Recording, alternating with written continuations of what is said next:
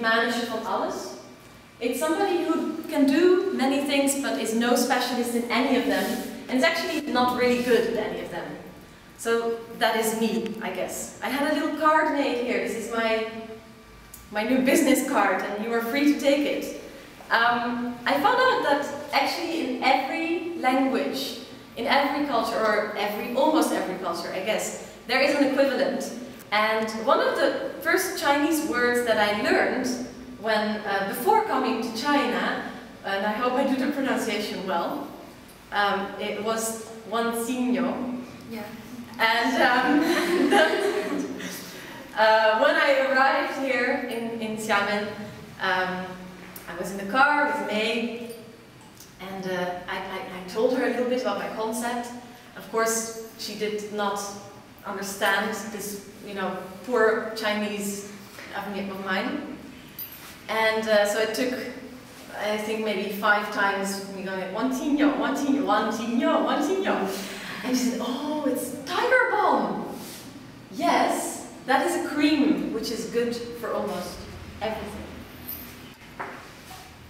So that is a very positive thing, I think.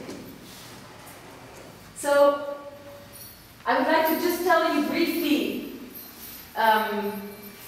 what I'm doing. I'm traveling around the world. I'm going all the way around, and on the suitcase you can see all my destinations.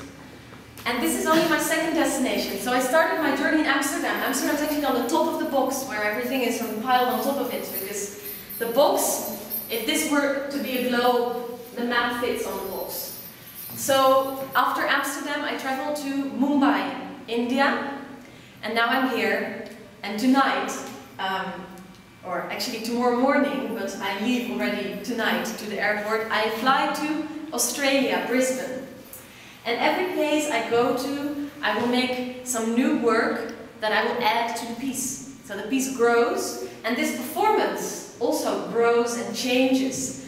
And that's also why, right now it's an improvisation in a way, because I have so many new impressions from China and things that I have added to the piece that I wanted to share with you. I will demonstrate to you in a little bit this board, but first I want to say something about language, because I know that some of you will not understand what I'm saying.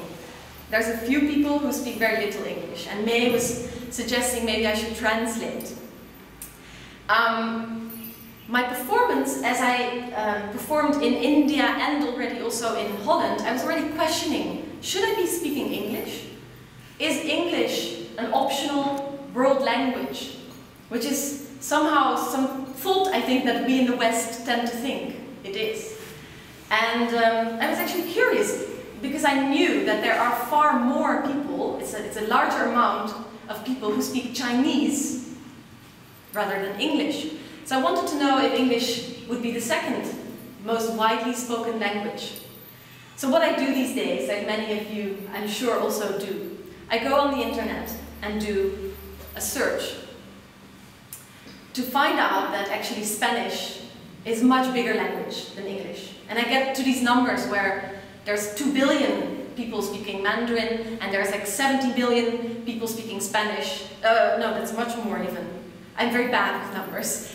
Anyway, 335 million people speaking English. And then I thought, but these numbers don't make sense. Does this include people who speak English as a 2nd or a 3rd language? What does this say? And then when I got back to all those numbers, they had changed. Everything was different again. And this is something I actually really like about Wikipedia, about internet. It's not static. And this is something I'm interested in my work. But let me tell you a little bit more about this search on the web. So I'm looking at English as a 1st, 2nd, 3rd language. Then I end up looking at English as a language. So I end up at a page which is actually a very boring page. But I do find something that interests me.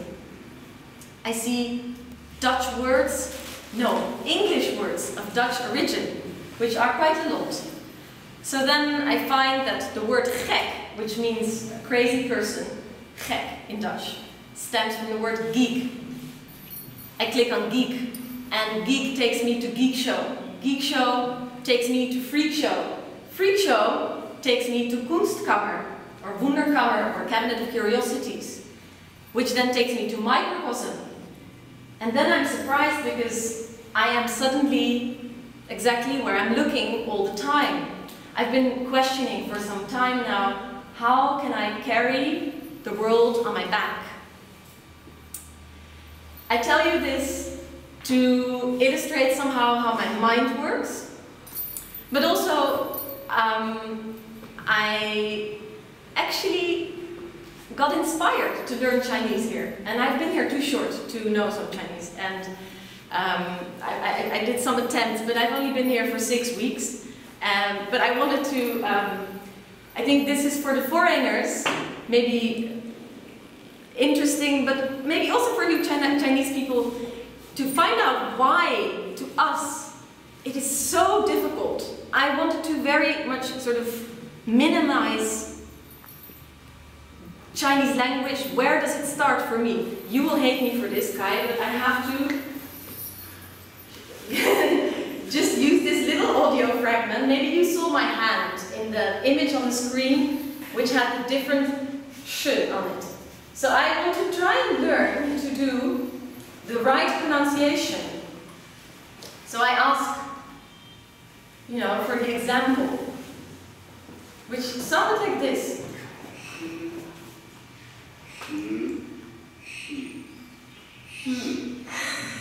And then I laugh, because to us that sounds like 4 times almost the same thing. You know, it's like, and honestly, you tell me, because I've been practicing. If this makes any sense. Sh, sh, sh, sh. Little bit good. Not so impressed.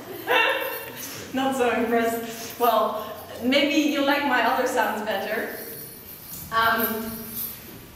Before I get there, I want to say something about my jackets and my coins, that maybe you've seen them.